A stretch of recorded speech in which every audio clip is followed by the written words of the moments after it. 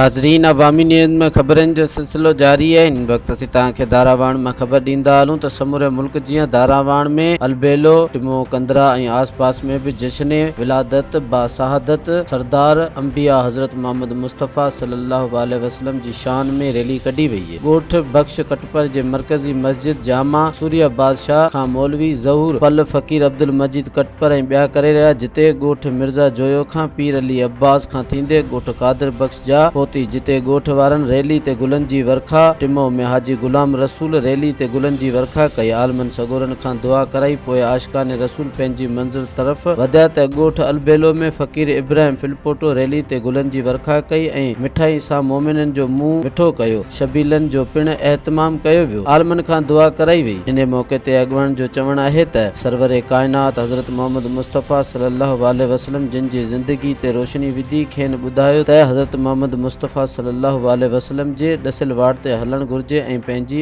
आख़िरत संवारणु घुरिजे। मज़ीद खबरों और तफसीलात के लिए विजिट करें हमारी वेबसाइट www.awamiNewsHD.com।